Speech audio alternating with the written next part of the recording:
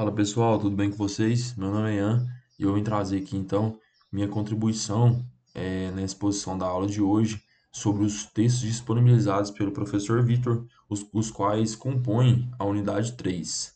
Temos então, como palavras geradoras disponibilizadas pelo professor, a formação socioespacial, colonialidade do poder, heterogeneidade do trabalho objetivado, a injustiça social, direito do trabalho e o direito ao trabalho.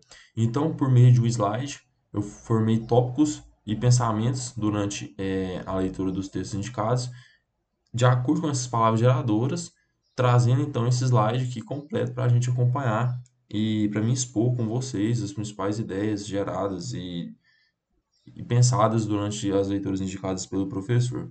Vamos introduzir então com uma introdução à formação socioespacial na América Latina, falando sobre o contexto histórico e as estruturas de poder.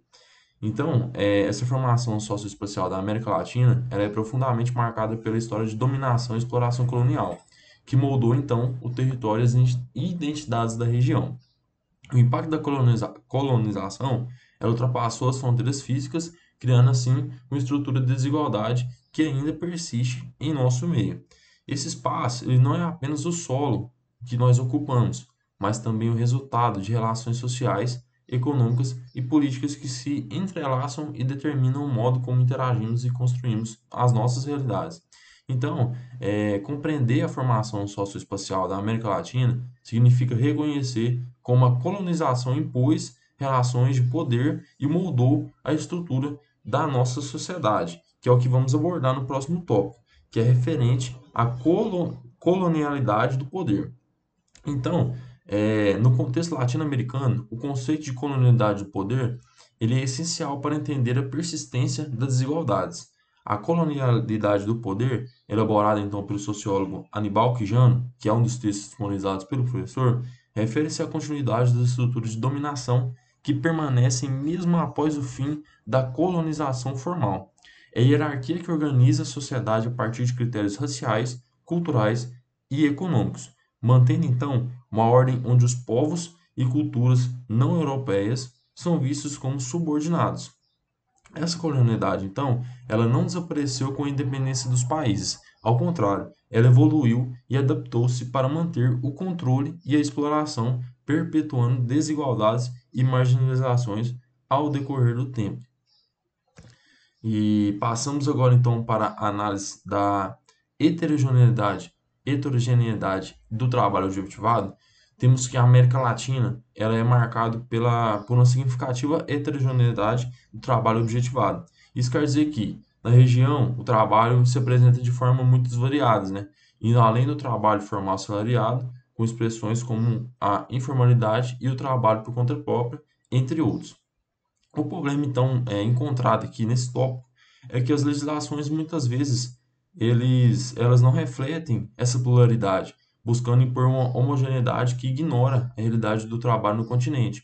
E essa variedade ela mostra que o trabalho na América Latina ele é mais do que uma simples relação formal de emprego. Ele é também uma questão de sobrevivência e um reflexo da diversidade socioeconômica local. E é aí que olhamos, então, esse tópico referente às legislações que não dão respaldo para todos em si, mas sim buscando homogeneidade, e vemos sobre a injustiça social, que nesse cenário, então, a injustiça social ela é uma consequência natural, sustentada por essas estruturas coloniais e pela ausência de um sistema legal que reconheça as particularidades da América Latina, que é o que dizemos, que eu disse anteriormente, né?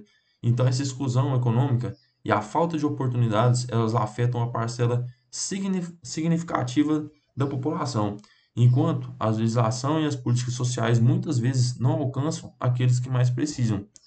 E essa injustiça social ela revela-se no acesso limitado a condições dignas de trabalho, onde muitos trabalhadores encontram-se em situações vulneráveis, sem amparo suficiente. As desigualdades elas são estruturais, enraizadas no passado colonial e alimentadas por uma ordem econômica global que prioriza o lucro em detrimento da dignidade da pessoa humana. E aqui nesse tópico eu trago uma novidade, uma curiosidade, que está sendo muito debatido agora nesses últimos dias, que é o fim da escala 6 por 1.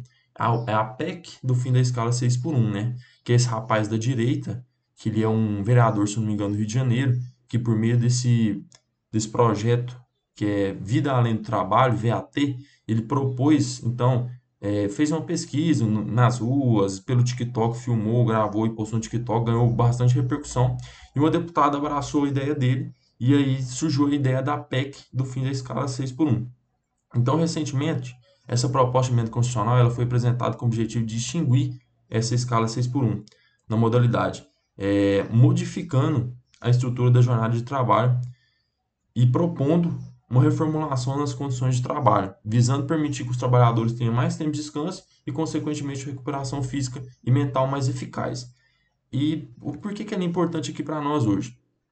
Ela traz alguns benefícios e aborda diretamente o direito do trabalho, pois ela representa uma tentativa de atualizar a legislação e adaptá-la às demandas contemporâneas dos trabalhadores.